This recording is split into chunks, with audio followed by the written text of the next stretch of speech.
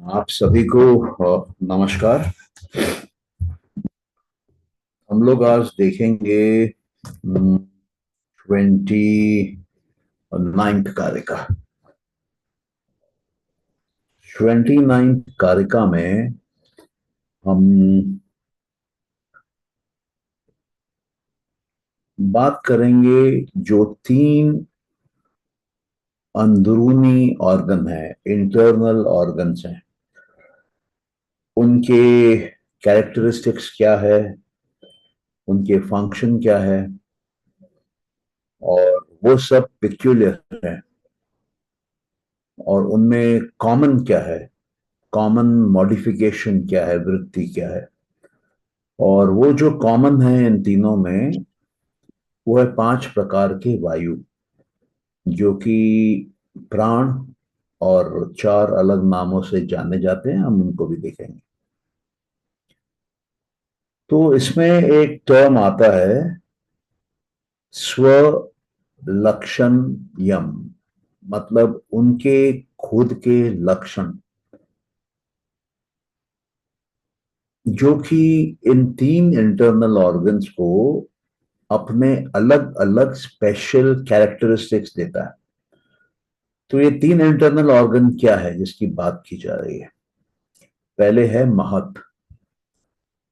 महत का मतलब है महान तत्व या ग्रेट प्रिंसिपल।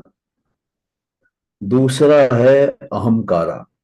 अहंकारा जो है उसको कई बार आई प्रिंसिपल बोला जाता है, मैं और मेरा का प्रिंसिपल।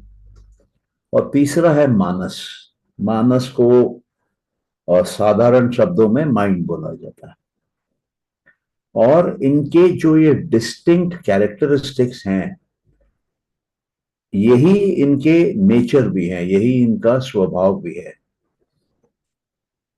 और इनके जो ये प्रॉपर्टीज हैं वो ही इनके इनको पहचान देने वाले बोल सकते हैं हम कैरेक्टरिस्टिक्स हैं, यही इनकी पहचान है। और ये हर इंटरनल ऑर्गन टोटल तीन ही होते हैं, बुद्धि, अहंकार और मानस। तो ये इनकी जो प्रॉपर्टी है ये इनको डिस्टिंग्विश करती है एक दूसरे से। मतलब इन तीनों में फर्क क्या है? इन तीनों को एक ही नाम क्यों नहीं देते हैं? बुद्धि अलग क्यों बोलते हैं, अहंकार अलग क्यों बोलते हैं, मानस अलग क्यों बोलते हैं? क्योंकि इनके अलग अलग फंक्शन है। ये तीनों एक समान नहीं है और इनके अलग अलग कैरेक्टर्स हैं, कैरेक्टरिस्टिक्स है। वो कैरेक्टरिस्टिक जो इनके हैं वो ही इनका फंक्शन है। मतलब जो इनके बारे में हम पहचानते हैं, जो इनको पहचान देते हैं, वही इनका फंक्शन है, वही काम ये करते हैं। और जैसे जो बुद्धि है, बुद्धि की पहचान है उसके अंदर की डिटर्मिनेशन, उसके अंदर की हम बोल सकते हैं इच्छा शक्ति, उसके अंदर की पहचानने की क्षमता और चॉइस करने की क्षमता। मतलब वो चॉइस भी करती है और चॉइस पे अपना दम भी लगाती है। और अहंकार क्या है? अहंकार आई प्रिंसिपल है। वो आपके अहम, आपके ईगो को पकड़ के बैठती है, हर चीज को मैं और मेरा के दृष्टिकोण से देखती है। और मानस जो है, माइंड जो है, उसमें देखने की क्षमता है, उसमें ऑब्जर्वेशन की क्षमता है। तो माइंड जब किसी भी वस्तु को देखता है, उसको पहचानता है देखकर, उसको परसीव करके, उसका शेप देख के, उसका कलर देख के, उसके बारे में देखने से पहचान के, उसमें से अगर कोई आवाज आ रही है तो आवाज से भी वो देखता है।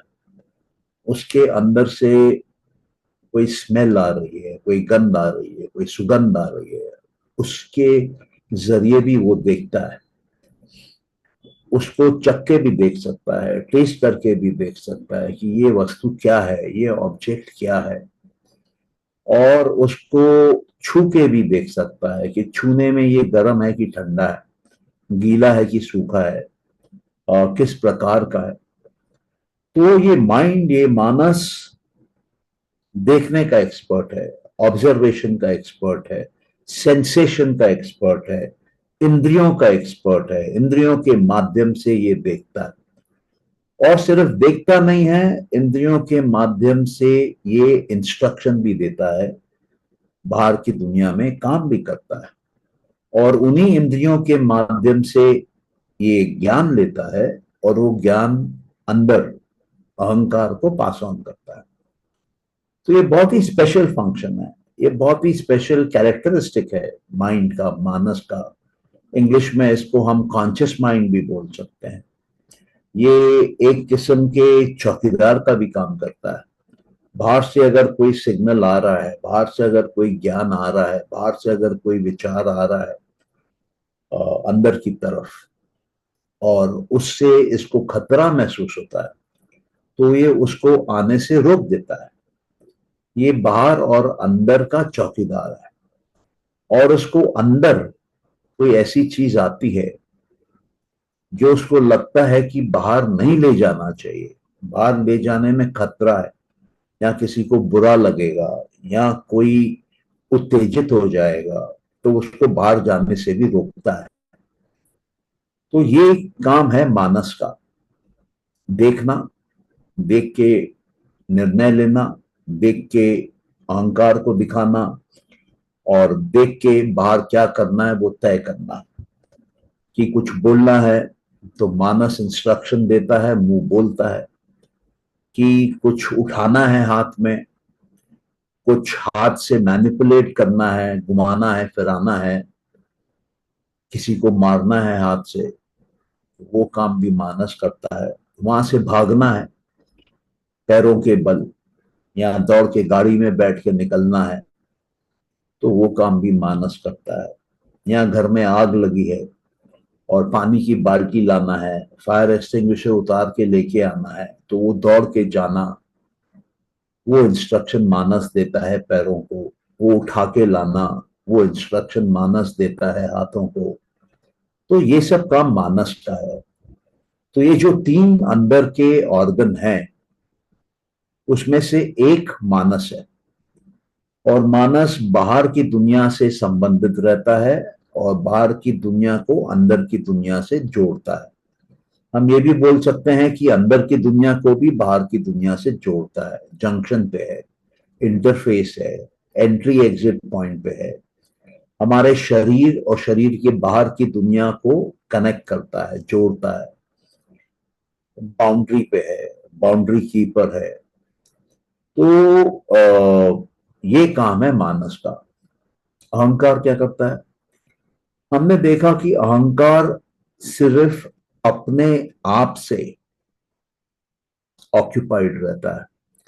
वो हर चीज को अपने संदर्भ में देखता है, वो अपने लिए दुनिया बनाता है, वो अपने लिए अपने अंदर की ऊर्जाओं का प्रयोग करता है, वो अपने लिए प्रकृति में जितने भी अक्षर हैं, जितने भी ऊर्जाएं हैं, उनको समझता है, उनको जानता है, उनको पहचानता है, उनको एक ऑर्डर में लगाता है, शब्द बनाता है। शब्द अलग अलग अक्षरों से अलग अलग प्रकार के बनते हैं, तो वो अलग अलग प्रकार के ऊर्जाओं की जानकारी रखते हुए अलग अलग प्रकार के शब्द बनाता है। उन शब्दों के माध्यम से अलग अलग प्रकार का फिजिकल क्रिएशन बनाता है।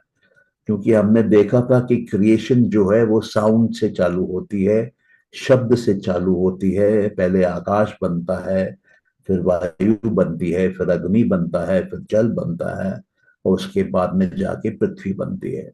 या दूसरे रूप में हम कहें, अहंकार के माध्यम से, शब्दों के माध्यम से हमारी दुनिया बनती है। मतलब स्पेस से लेके फिजिकल ऑब्जेक्ट तक, solids, liquids, gas, energy, space, सब अक्षरों से बनते हैं, शब्दों से बनते हैं। पहली वाइब्रेशन अक्षरों की है। इसलिए हम लोग कहते हैं कि ये दुनिया का निर्माण जो है वो ओम से होता है। ओम वो शब्द है, वो ध्वनि है जो सब कुछ बनाती है। तो अहंकार न सिर्फ बाहर की फिजिकल क्रिएशन बनाता है और बाहर का वर्ल्ड बनाता है, बाहर का ऑब्जेक्टिव क्रिएशन बनाता है, बट अंदर का सब्जेक्टिव वर्ल्ड भी बनाता है, हमारा इनर वर्ल्ड बनाता है। बाहर की दुनिया को देखने वाला अंदर बनाता है। वो कैसे बनाता है? वो अहंकार मानस बनाता है, पांच अलग अलग प्रकार की ज्ञान इंद्रियां बनाता है, पांच अलग अलग प्रकार के कर्म इंद्रियां बनाता है। तो बाहर का भी ये बनाता है, अंदर का भी पूरा देखने का तामझाम अहंकार बनाता है। बाहर कुछ बदलना है तो बदलने का जो भी काम है वो अहंकार के माध्यम से होता है। और अहंकार अपने अंदर मैं पैदा करता है, आय पैदा करता है। वो आय और मैं जो है वो मानस में नहीं होता है। वो आय और मैं जो है वो बुद्धि में नहीं होती है। वो मानस की आइडेंटिटी है, मानस की पहचान है। सॉरी, अहंकार की आइडेंटिटी है, अहंकार की पहचान है। अहंकार उसी के इर्द गिर्द रहता है, उसी के संदर्भ में सोचता है और उसी के चक्कर में फंसता है। जब वो अहंकार को त्यागता है, जब वो समर्पित हो जाता है, आप बोल लीजिए कि ईश्वर के प्रति या पुरुष के प्रति जिसमें कोई गुण नहीं है, वो निर्गुण के प्रति, निराकार के प्रति जब समर्पित होता है, तभी ही एक इंसान एक सेल्फ इंप्रूवमेंट के दौर से जाता है, अपने अंदर इंप्रूवमेंट लाता है, अपने अंदर शक्तियां पैदा करता है, अपने अंदर ज्ञान लाता है, और वो धीरे धीरे मैन से सुपरमैन बनता है। वो ऊंचाइयों पे जाता है और उसकी ऊंचाइयों की कोई सीमा नहीं है। जिस हद तक वो साधना करेगा, जिस हद तक वो अपने आप को बेहतरीन करना चाहेगा, उस हद तक वो अपने आप को बेहतर कर सकता है, स्वर्ग जा सकता है, स्वर्ग से ऊपर भी जा सकता है, वो ईश्वर के लेवल पे भी जा सकता है, वो पुरुष भी बन सकता है, वो पूरे के पूरे प्रकृति पे काबू पा सकता है। तो मैं की दुनिया, मैं से लेके ईश्वर तक, डिवाइन तक, गॉड तक अहंकार से शुरू होती है। अहंकार को समर्पित करने से, उसकी प्रणिधाना करने से हम अपने अंदर एक बेहतरीन से बेहतरीन इंप्रूवमेंट ला सकते हैं, अपने आप को आसमान के ऊंचाइयों पे ले जा सकते हैं। और जो बुद्धि है, बुद्धि तय करती है कि क्या डिटरमाइन करना है और किस ताकत के साथ सृष्टि को बनाना है, इम्प्लीमेंट करना है प्लान को। मान लीजिए मेरे पास प्लान है, लेकिन मेरे पास प्लान को इम्प्लीमेंट करने की, एग्जीक्यूट करने की ताकत नहीं है, और दृढ़ निश्चितता नहीं है, और मेरे पेट में आग नहीं है, मैं संकल्प नहीं ले पा रहा हूं। उन परिस्थितियों में बुद्धि कमजोर है। उन परिस्थितियों में सब कुछ है लेकिन होते हुए भी कुछ नहीं है। क्योंकि मैं बहुत कुछ सोच सकता हूं, दूर तक देख सकता हूं, लेकिन कर कुछ नहीं सकता हूं क्योंकि बुद्धि मजबूर है। बुद्धि में हम बोल सकते हैं कमजोरियां हैं, सिद्धियों की कमी है, शॉर्टफॉल है। तो सिर्फ बुद्धि के होने से नहीं होता है। बुद्धि में पावर चाहिए, बुद्धि में शक्ति चाहिए, बुद्धि में दृढ़ता चाहिए, बुद्धि में एक स्ट्रॉन्ग सेंस ऑफ कमिटमेंट चाहिए, रिजॉल्व चाहिए, संकल्प चाहिए, जोश चाहिए। उसी से बनता है। तो बुद्धि जो है वो प्रकृति का पहला निर्माण है, और बुद्धि में सब कुछ है। वो सबसे बड़ा तत्व है, सबसे बड़ा प्रिंसिपल है, और वो पूरा सात्विक है। वो साइज में भी बहुत बड़ा है, वो ब्रह्मांड के साइज का है। लेकिन जो सबकॉन्शियस माइंड है उसकी साइज छोटी है, जो अहंकार है उसकी साइज छोटी है बुद्धि से। और जो मानस है उसकी साइज अहंकार से छोटी है। मानस जो है वो हम बोल सकते हैं कि ज्यादा तामसिक है, और अहंकार हम बोल सकते हैं कि बुद्धि से ज्यादा राजसिक है। तो अगर हम मानस और बुद्धि को कंपेयर करें तो मानस ज्यादा तामसिक है बुद्धि से, और अहंकार ज्यादा राजसिक है बुद्धि से। तो ये तीनों अलग अलग हैं, इनकी कैरेक्टरिस्टिक अलग है, इनके फंक्शन अलग हैं, लेकिन इन तीनों में कुछ कॉमन है। कुछ ऐसा जो बदलता है वो तीनों में समान तरीके से बदलता है, हम बोल सकते हैं एक साथ बदलता है। वो क्या है? वो है प्राण, और प्राण के जो टोटल 5 वायु हैं। तो ये आप बोलते हैं कि हमने जो अभी तक बुद्धि का वर्णन दिया, अहंकार का वर्णन किया, मानस का वर्णन किया, वो फंक्शन है जो स्पेसिफिक है, जो कि विशेष है। लेकिन कुछ फंक्शन ऐसे भी हैं जो कॉमन है, जो समान है, जो सभी में है, इन तीनों में है। वो उन 5 वायु से जुड़े हुए हैं, 5 प्रकार के हवा से जुड़े हुए हैं, प्राणों से जुड़े हुए हैं। तो वो क्या है? तो वो कहते हैं कि जब ये 5 प्रकार के वायु या प्राण रहते हैं, तभी ये 3 इंटरनल ऑर्गन एग्जिस्ट करते हैं।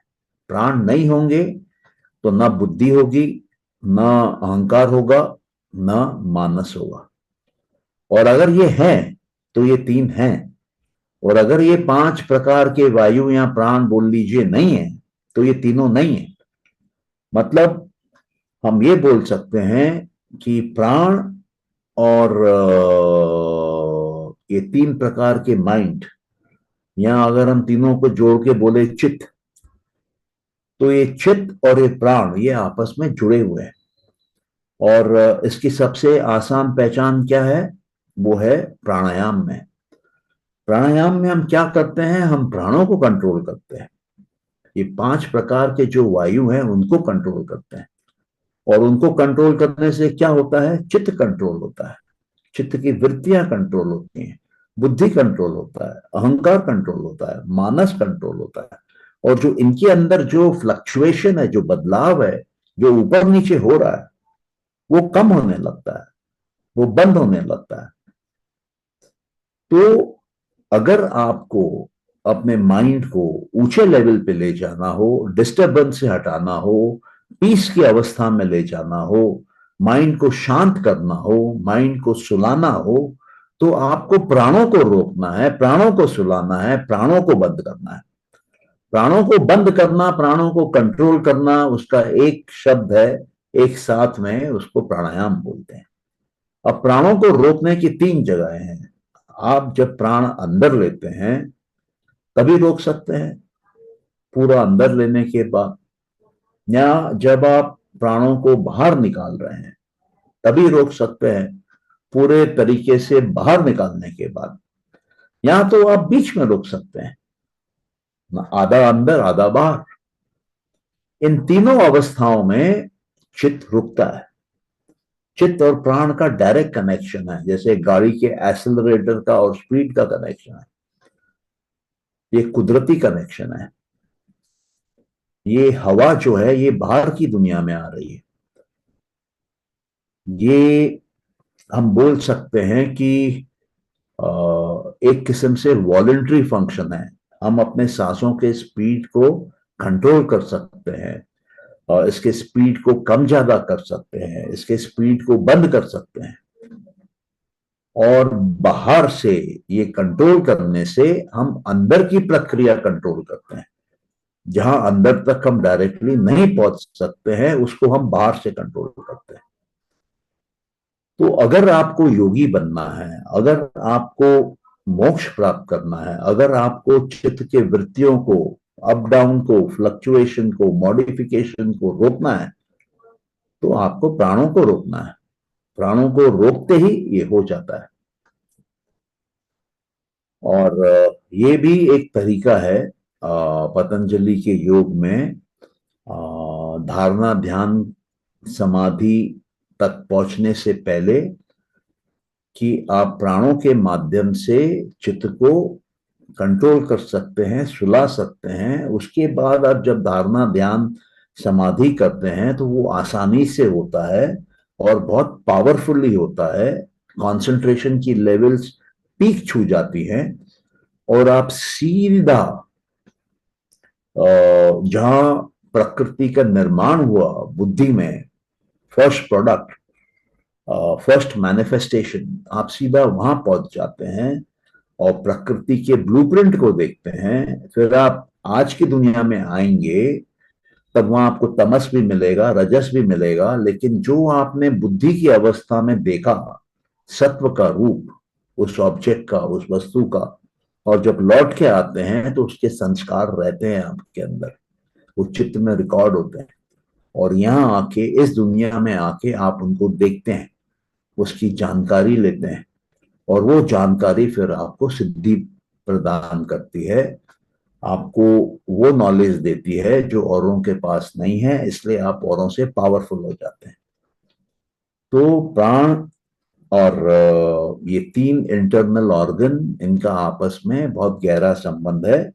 अब ये 5 प्रकार के जो वायु हैं या जो प्राण हैं, उनको क्या बोलते हैं और वो हमारे शरीर में किन जगहों पर एक्टिव रहती हैं, उसको देखते हैं।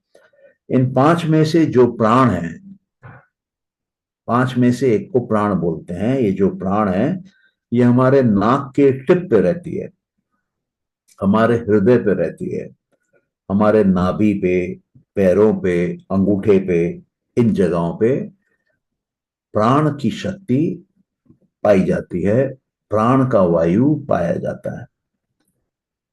दूसरा जो प्राण है या जो वायु है 5 में से, उनको उसको अपाना बोलते हैं।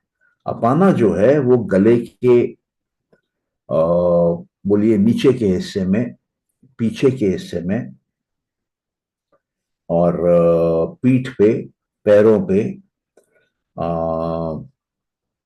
और पीछे में जहां पे मूलाधार होता है, जो रिप्रोडक्टिव ऑर्गन है वहां पर, और दोनों कमर के साइड में ये यहां पर एक्टिव होती है। समाना जो है वो हृदय में, नाभि में और सारे जॉइंट्स पे एक्टिव होती है। एक और वायु है उड़ाना। ये हृदय में, गले के अंदर, मुंह में, ऊपर में, पैलेट में, सिर में, आंखों के बीच में ये पाई जाती है और एक्टिव होती है। और अंतिम है व्याना। व्याना जो है वो स्किन में पाई जाती है। तो ये 5 प्रकार के प्राण हैं, वाइटल हैं, मतलब जीवन से जुड़े हुए हैं। इनमें से कोई भी डिस्टर्ब होता है, बंद होता है, तो जीवन चला जाता है। तो इसमें बोलिए कि इन 5 प्रकार के वायु पे नियंत्रण किया जा सकता है और इन पे नियंत्रण करने के बाद योगी अलग अलग तरह की सिद्धियां पाता है। जैसे इसमें जो समाना दिया है, ये अधिकतर हमारे हार्ट और हमारे, आप स्टमक बोल सकते हैं, डाइजेस्टिव सिस्टम से जुड़ी हुई रहती है। और इसके माध्यम से, इस पे कंट्रोल करने से आपको शरीर के अंदर के सारे पार्ट्स की जानकारी मिलती है। जो उड़ाना है उस पे कंट्रोल हासिल कर लेने से एक योगी हवा में उड़ सकता है। तो इस प्रकार के सभी का कुछ ना कुछ फंक्शन है और जब योग सूत्र करेंगे तब आप एक एक करके समझ पाएंगे इसके बारे में। यहां तक किसी का अगर कोई क्वेश्चन है तो आप पूछ लीजिए, वरना हम लोग फिर नेक्स्ट कारिका पे जाएंगे जिसमें वो इनके फंक्शंस का ऑर्डर बताते हैं कि पहले कौन काम करता है।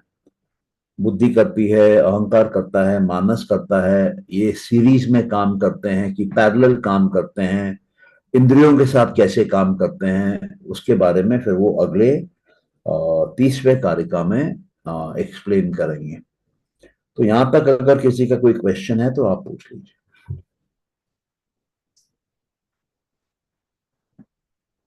नहीं, सबको क्लियर है?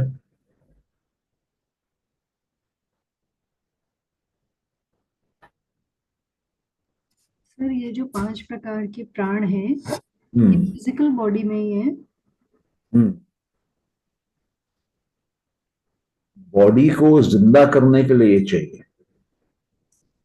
ये वाइटल लाइफ फोर्स है। ये नहीं रहेंगे तो जीवन नहीं चलेगा, शरीर मर जाएगा, जलाना पड़ेगा।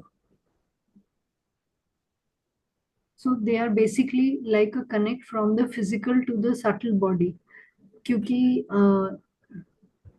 जो हमारे ये इंटरनल ऑर्गन्स बोल रहे हैं, बुद्धि, मनस और अहंकार, वो तो हम्म। सटल बॉडी में है, हम्म। सूक्ष्म शरीर में ना। हम्म। तो they are like a connect connect between whom? between the physical body and the subtle body. You can say that because they are coming from the outer body, outer world. They are entering inside and then again going out. Okay. But ये 5 categories में divided हैं। और पूरे body पे same वायु नहीं जाती है।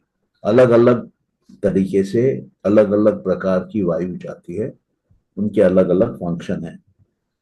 जैसे देखा आपने, एक सिर्फ स्किन पे है, पूरे स्किन पे है। वयाना जो है बाहर की तरफ, आउटर लेयर, सुपरफिशियल लाइफ है वो।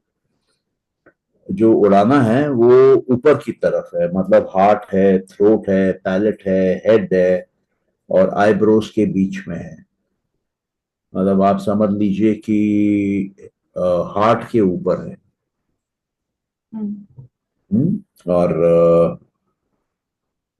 प्राण देखिए आप, प्राण जो है वो नाक के टिप से है, हार्ट पे है, नाभि पे है,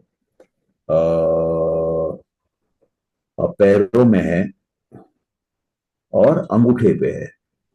तो नाक से लेके पैरों तक और सारा सब कुछ कवर हो रहा है। हार्ट कवर हो रहा है, नाभि कवर हो रही है, पैर कवर हो रहे हैं, अंगूठे कवर हो रहे हैं। तो इस तरीके से इसको समझा जा सकता है। एक जो है आपका अपाना जो है वो गले से चालू होता है, पीठ पे जाता है, पैर पे जाता है, एनस पे जाता है, जेनरेटिव ऑर्गन पे जाता है और साइड्स पे जाता है। मतलब ये आपके एक्सक्रीशन, रिप्रोडक्शन, स्पाइनल कॉलम, मतलब जो बॉडी की बेसिक एनर्जी है उसका फ्लो है, उसके साथ जुड़ा हुआ है।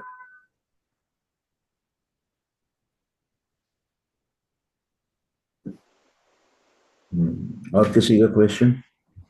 सर नमस्ते, प्रेरणा बोल रही हूँ। हाँ, नमस्ते। सर ये जो तन्मात्रा बोल बताया आपने, तो ये वायु और ये वायु दोनों सेम ही है? आप बताइए। मुझे तो सेम ही लग रही है। ओके, तो अगर आपको सेम लग रही है। क्योंकि हाँ। इसका रीज़न ये है सेम लगने का, क्योंकि और मुझे योग की तो नॉलेज नहीं है, लेकिन इसमें हमने सिर्फ वायु ऐसे तन्मात्रा की तरह पढ़ा है अभी तक। वायु जो है वो तन्मात्रा नहीं है। नहीं। वायु जो है वो पंचमहाभूत में है, आकाश। हाँ, पंच महाभूत में। हाँ। Correct, you are right sir.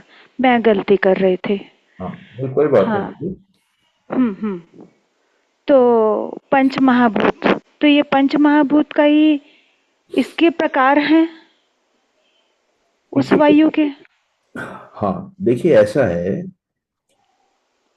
कि जब आपने ये प्रश्न किया है, ये एक्चुअली बहुत ही डीप क्वेश्चन है। ओके। डीप इसलिए है कि इसमें एक अच्छी अंडरस्टैंडिंग चाहिए कि एक्चुअली हो क्या रहा है यहाँ पर। तो अभी आप तत्वों को देखिए, कौन सा तत्व है जिसके कारण से आप जीवित हैं? 25 तत्व है। Yes sir. हाँ, इन 25 तत्वों को एक बार रिकलेक्ट करिए और बताइए कि कौन से तत्व के कारण आप जीवित हैं। पुरुष के कारण। हाँ, तो जब आप पुरुष के कारण जीवित हैं तो पुरुष कहाँ कहाँ है? ये जो प्रकृति है इसमें पुरुष है कि नहीं है?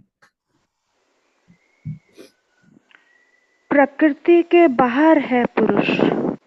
बाहर है, लेकिन बाहर रह के वो कर क्या रहा है? He is a supervisor. पुरुष is the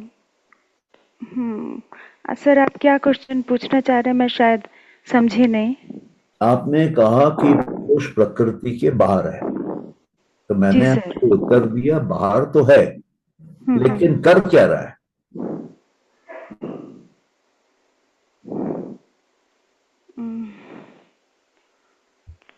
different types of observations हो रही हैं उसकी।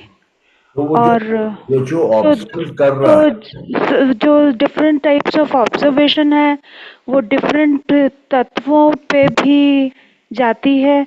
चेतना जो है, जो परम चेतना है, हम्म, उसका जो मैग्नेटाइज्ड इफेक्ट है वो हम्म, धीरे धीरे डिग्रेड होते हुए या उसकी कमी होते हुए नीचे तक पहुंचती है। ठीक है। आ, आ, हम मानते हैं बात आपकी, मतलब ये बोलना चाहिए कि आपके आर्ग्यूमेंट को समझने के लिए मानते हैं ये बात, ठीक है। तो फिर उसके बाद क्या? ये चेतन तत्व कहाँ कहाँ है? वो 25 तत्वों में ये चेतना कहाँ कहाँ है? सर मेरी अंडरस्टैंडिंग के हिसाब से चेतना सब जगह है और वो धीरे धीरे, जैसे बुद्धि में सबसे ज्यादा है मैग्नेटाइज्ड इफेक्ट जो आपने बताया था हमें। हाँ, और उसके बाद जैसे जैसे वो पुरुष से दूर थोड़ा डिस्टेंस इंक्रीज होता है तो मैग्नेटिक फील्ड जैसे कम होता चला जाता है। जैसे आयरन फाइलिंग्स आप जब मैग्नेट के ऊपर डालते हैं तो वो जो थोड़ा दूर होते चले जाता है। कुछ इस तरह का मेरा विजुअलाइजेशन आया था आपके बात करने से, समझाने से। आपका साइंस का बैकग्राउंड है क्या? सर नहीं, मैंने थोड़ा पहले बीएससी तक पढ़ा है थोड़ा, लेकिन वो तो 12th तक ही था ऐसे। ओके, हम्म। ओके। तो क्या हम लोग ये बोल सकते हैं कि धरती में भी चेतना है? धरती मतलब पृथ्वी में भी चेतना है, और जल में भी चेतना है, जो कुछ भी है। वायु में चेतना है, अग्नि में चेतना है, आकाश में चेतना है, ये बोल सकते हैं क्या? सर ऑनेस्टली स्पीकिंग मुझे लगता है कि है। क्यों लगता है आपको?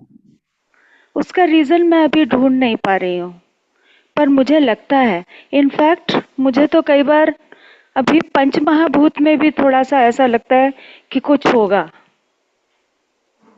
ओके, देखिए ऐसा है कि जब पुरुष पंचमहाभूत को देखता है,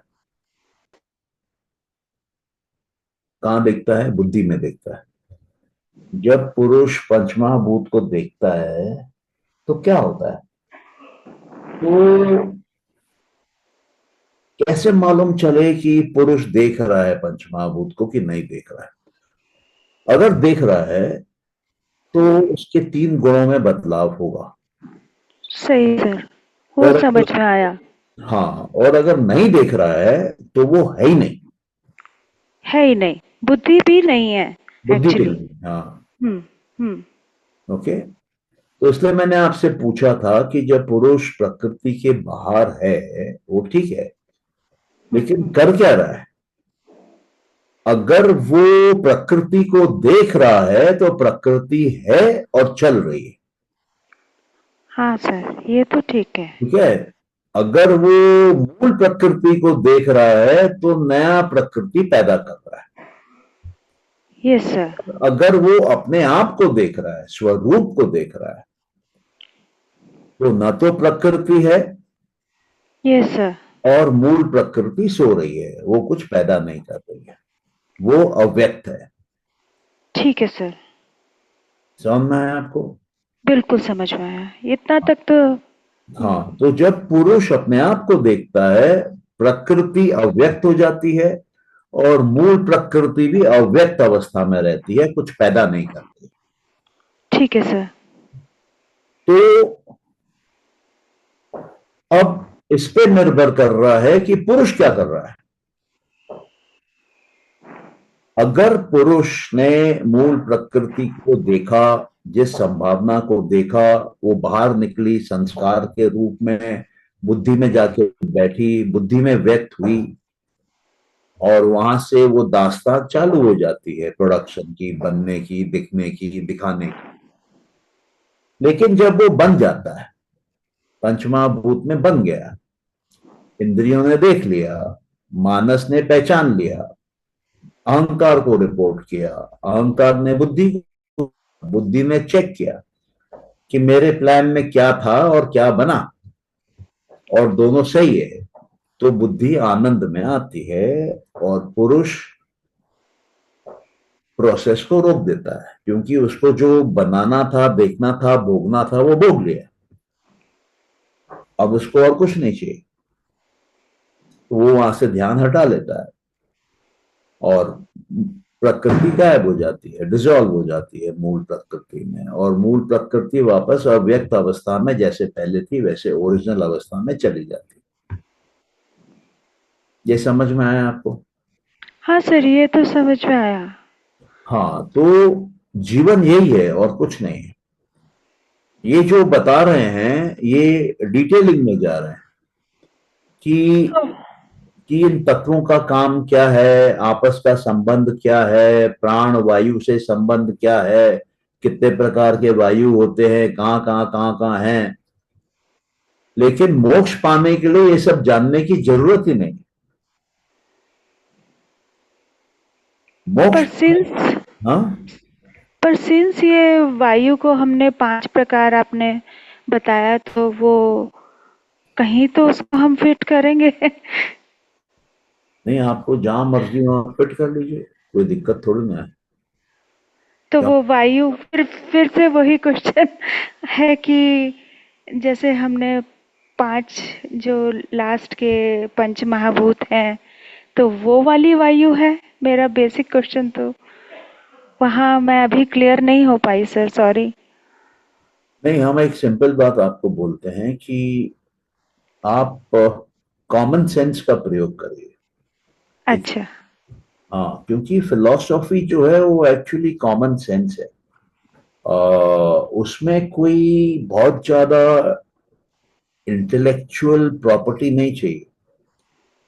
और लेकिन होता क्या है कि हमारे माइंड में जो तमस भरा हुआ है और जो रजस भरा हुआ है, उस कारण से हमको क्लैरिटी ऑफ थॉट नहीं आता है। हम सात्विक तरीके से देख नहीं पाते हैं, हम तामसिक तरीके से देखते हैं, ऑब्स्टिकल्स खड़ा करके। हम राजसिक तरीके से देखते हैं, बदलते हुए परसेप्शन से।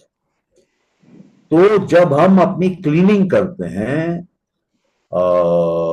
तब हम अपने अंदर से तमस और रजस को हटाते हैं, और जब ये हट जाता है तब हमारे अंदर सत्व का प्रीडोमिनेंस हो जाता है, प्रीपॉन्डरेंस हो जाता है। तो जब हम अंदर देखते हैं, हमको सब कुछ सूक्ष्म दिखता है, फॉर्मलेस दिखता है। पहले हमको जब तामसिक दिख रहा था तो अंदर हम माइंड में नेविगेट नहीं कर पा रहे थे, वो बोल्डर दिख रहे थे, बड़े बड़े स्पीड में आ रहे हैं, लग रहे हैं।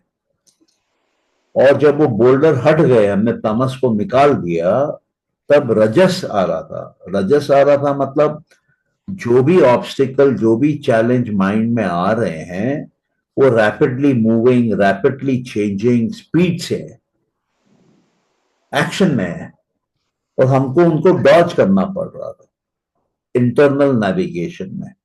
जब हम बाहर के माइंड से अंदर की माइंड की तरफ जा रहे हैं, तब का मैं वर्णन कर रहा हूं। और जब इसको भी हम हैंडल कर लेते हैं, तब क्या होता है कि ना बड़े बोल्डर है, ना ये रैपिड चेंजिंग कुछ ऑब्स्टिकल है, शांति है, अच्छा लगता है, ज्ञान आता है, और सूक्ष्म दुनिया है। वहां पर वो जो ज्ञान आता है वो सत्य का ज्ञान है, एब्सोल्यूट ट्रुथ आता है। और फिर आप सत्य और पुरुष की बाउंड्री पे पहुंच जाते हैं, सत्व और पुरुष की बाउंड्री पे। अभी क्या है कि किलोमीटर के किलोमीटर कुछ नहीं है, ब्लैंक है। सडनली एक छोटा सा एक क्वांटम पार्टिकल आया, फिर वापस किलोमीटर के किलोमीटर खाली है, ना कोई आवाज है, ना कुछ दिख रहा है, पिन ड्रॉप साइलेंस है। कोई ताकत आपको खींच रही है, आपको लगता है कि ये पुरुष की मैग्नेटिज्म है जो आपको खींच रही है, और बंधे हुए लग रहे हैं आप। बंधे हुए मतलब अलाइंड, एक डायरेक्शन में अंदर की तरफ, भटकाव नहीं है। तब धीरे धीरे धीरे धीरे ये जो छोटे छोटे पार्टिकल आ रहे होते हैं वो भी बंद हो जाते हैं। वो पहले अगर मान के चलिए कि 1 किलोमीटर में एक आ रहा था, अब 10 किलोमीटर में एक आ रहा है, आप चले जा रहे हैं। 100 किलोमीटर में एक आ रहा है, आप चले जा रहे हैं। 1000 किलोमीटर में एक आ रहा है। वहां तक आते आते जब आप पहुंचते हैं, आपको समझ में आता है कि अब आपका प्रकृति पे कंट्रोल हो गया है। अब वो एक पार्टिकल का आप डायरेक्शन चेंज कर सकते हैं बिना उसको छुए। वो सामने से आ रहा है, आप उसको साइड से निकाल सकते हैं।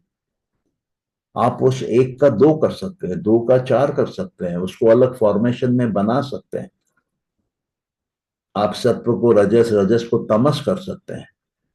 क्यों? क्योंकि आप वर्चुअली पुरुष की अवस्था तक पहुंच गए हैं। अभी जो आप सोच रहे हैं वो घटनाएं घट रही हैं।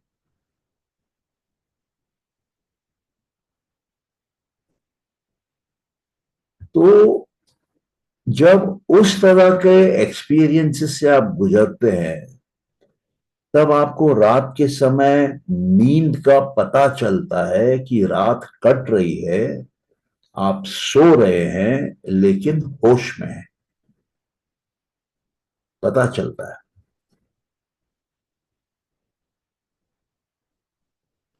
और फिर आपके, अगर आप चक्र समझते हैं तो आपको फील होगा, कभी माथे पे, कभी हार्ट पे, कभी सिर के ऊपर, कभी पीछे पे। पीछे मतलब जहां पे हम ब्रह्मंद्र बोलते हैं, उस पॉइंट पे आपको प्रेशर फील होगा, आपको हवा का फ्लो फील होगा। और जैसे ग्रंथ में बोलते हैं, गुरु ग्रंथ में, कि 10वें द्वार खुलता है, वो आपको फील होगा खुल रहा है। आपको फील होगा कि आपकी जो एनर्जी है बॉडी के बाहर है। सर के ऊपर आपको मालूम पड़ेगा कितने हाइट तक गई है। तो ये सब कब फील होता है? जब आप तमस को छोड़ के, रजस को छोड़ के सत्व में आते हैं, और हिम्मत के साथ अंधेरे में चलते रहते हैं। वो चलते चलते आपको लगेगा कि कोई आपके साथ चल रहा है, आपको रास्ता दिखा रहा है, आपको इशारा कर रहा है, आपके कान में बोल रहा है, आपको हाथ से पकड़ के ले जा रहा है। वो आपके अंदर का गुरु है जो जागता है। उसको ईश्वर भी बोलते हैं। और अलग अलग रातों में आपको एहसास होगा कि अलग अलग ताकतों के साथ आप हैं, वो आपकी जर्नी पूरी करा रहे हैं, आपको आगे ले जा रहे हैं। टीचर चेंज होते हैं, गुरु चेंज होते हैं, मार्गदर्शक चेंज होते हैं।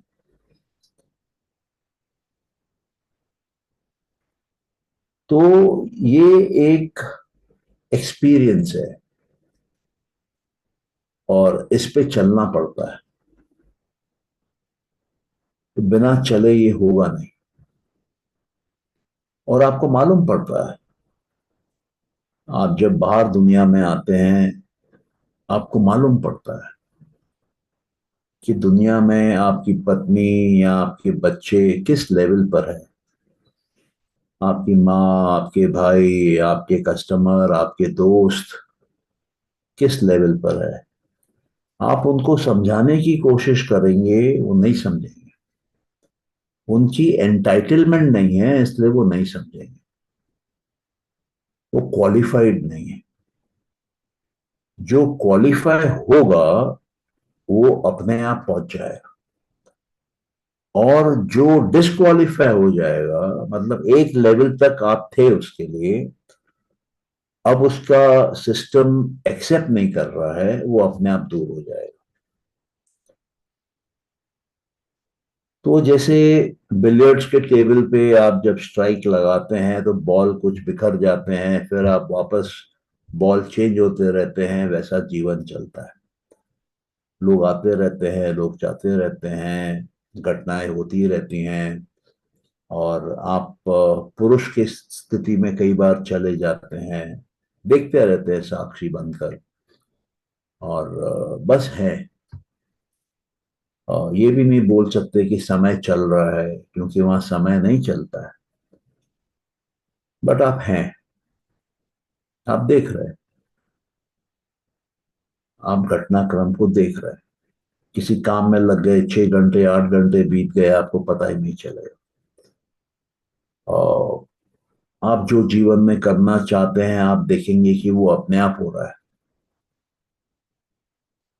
अद्भुत सा एक्सपीरियंस है, मतलब इसको बोल पाना, समझा पाना, बता पाना असंभव सा है। और ये जिन लोगों ने शंकराचार्य को पढ़ा है, आदि शंकराचार्य, वो जो बोलते हैं कि ईश्वर का वर्णन क्या है, बोलते हैं नेति नेति, वो ये भी नहीं है, वो भी नहीं है। तो उसका एक मतलब है, जहां पर सारे शब्द खत्म हो जाते हैं, वहां पर वो है। क्योंकि शब्द क्या है? शब्द एक ज्ञान को रिप्रेजेंट करने के लिए शब्द है। शब्द ज्ञान नहीं है। शब्द एक प्रकार के ज्ञान का नाम है, किसी वस्तु का नाम है, किसी कॉन्सेप्ट का नाम है, किसी प्रिंसिपल का नाम है। बुद्धि क्या है? बुद्धि एक शब्द है। अहंकार एक शब्द है। मानस एक शब्द है। जब तक ये शब्द रहेंगे, आप पुरुष में नहीं। जैसे ये शब्द गायब हो जाएंगे, आप पुरुष में हैं। क्यों? क्योंकि कोई आकार नहीं है, कोई गुण नहीं है, सब छूट गया। शून्यता में जब आप दृष्टा है, सिर्फ दृष्टा है, तब आप पुरुष है। वहां कोई शब्द नहीं। ये भी दृष्टा शब्द हम लोग बोल रहे हैं समझने के लिए। शून्यता भी हम लोग बोल रहे हैं समझने के लिए। उसको निर्गुण भी नहीं बोला जा सकता, क्योंकि निर्गुण में भी गुण है, वो शब्द है। तो वो एहसास एम्प्टीनेस की, जीरोनेस की, नथिंगनेस की। और वहां पर आप क्या देख रहे हैं? अपना स्वरूप देख रहे हैं, आप अपने आप को देख रहे हैं। तो वहां आपको मूल प्रकृति का भी एहसास नहीं होता है, क्योंकि मूल प्रकृति का एहसास होगा तो सृष्टि खड़ी हो जाएगी, प्रकृति वापस आ जाएगी। आप वो भी हिम्मत नहीं कर सकते। आपको अकेले बैठना है, अपने साथ बैठना है, बस बैठे रहना है। कोई विचार नहीं है, कोई शरीर नहीं है, कुछ नहीं है, कोई और कोई शख्स नहीं है। वो एक अद्भुत सी अनुभूति है, लेकिन वो जरूरी है। जब आप उसमें जाएंगे आप देखेंगे, जब आप दुनिया में आते हैं दुनिया का शोर शराबा आप तक पहुंचता नहीं।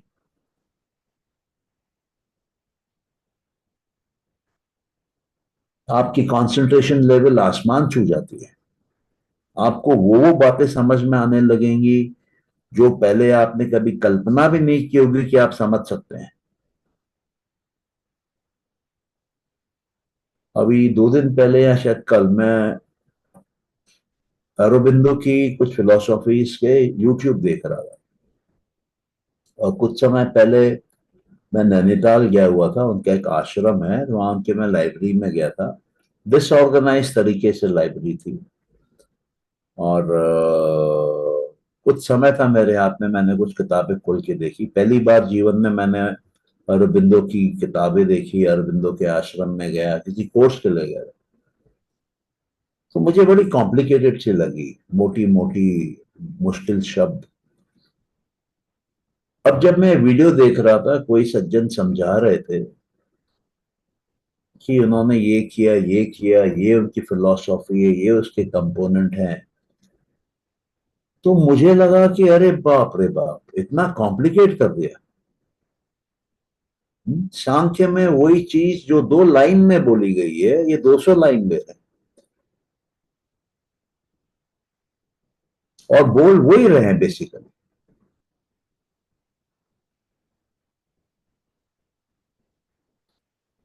तो मैं अपने वाइफ को बोल रहा था, लेकिन क्या है कि मेरी वाइफ क्वालिफाइड नहीं है ये बातें सुनने के लिए। उसने कान बंद कर दिए, फिर मैंने बोलना बंद कर दिया उसको। तो जब आप वहां पहुंचते हैं आपको समझ में आता है कि ज्ञान जो है वो हवा में उड़ रहा है। ज्ञान किताबों से नहीं है, हवा में उड़ रहा है। किसी भी एक शब्द के आपको 1000 मीनिंग समझ में आते हैं, और आपको समझ में आता है कि क्या सही है, सच क्या है।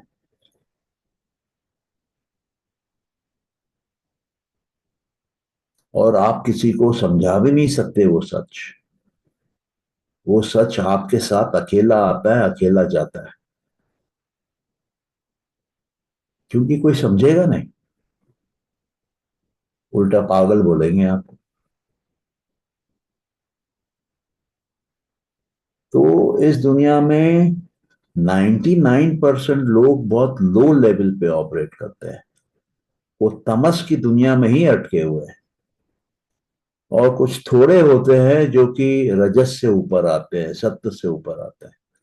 वो 1% लोग होते हैं, और उनको बाकी 99% लोग समझ ही नहीं पाते हैं।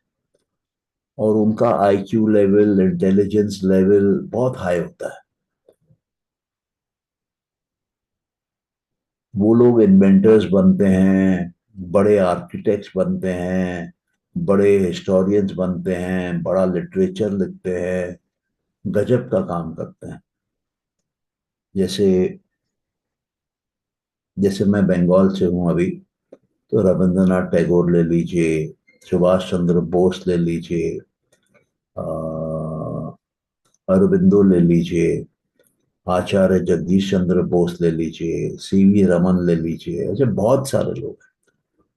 और मजे की बात क्या होती है कि जब एक आता है तो आसपास और भी आ जाते हैं, उनका ग्रुप हो जाता है, उनका एक किस्म से कलेक्शन हो जाती है, एक टाइम, एक प्लेस, एक पीपल में।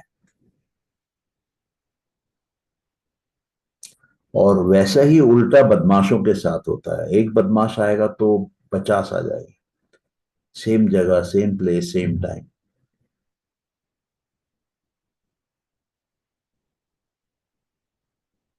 तो जब आप इस लेवल तक पहुंचते हैं तब ये इंपॉर्टेंट है कि आप अपने लाइफ का पर्पस क्या बना रहे हैं। क्योंकि आपके पास वो सुविधाएं प्रकृति प्रोवाइड कर रही है। उस समय आप अपने जीवन का क्या करना चाहते हैं वो इम्पोर्टेंट है। अगर आपने एक बड़ा गोल ले लिया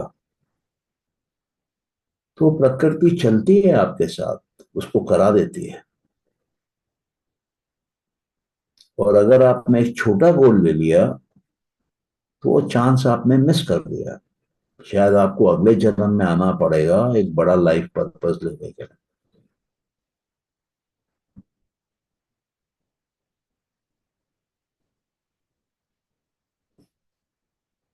तो यहां तक अगर अभी किसी का क्वेश्चन है तो पूछ लीजिए, वरना फिर हम लोग इसी कारिका पे यहीं क्लोज करते हैं। और कल वो अगली कारिका करेंगे जिसमें वो सीक्वेंस बताते हैं, साइमल्टेनियस या पैरेलल एक्शन वाला और सीक्वेंशियल एक्शन वाला, इंद्रियों का और ये तीन इंटरनल ऑर्गन्स का।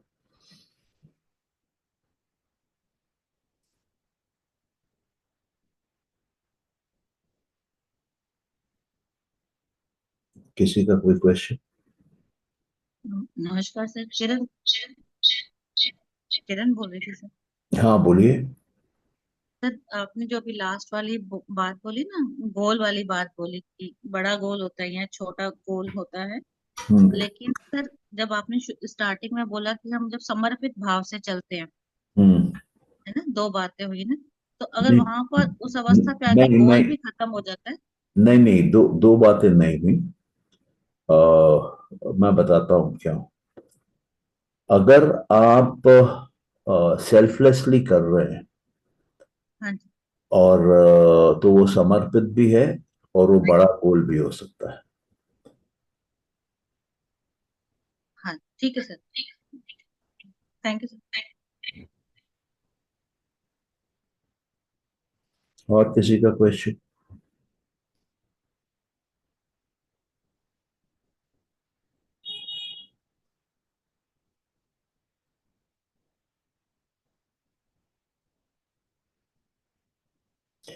चलिए फिर क्लोज करते हैं। Thank you sir.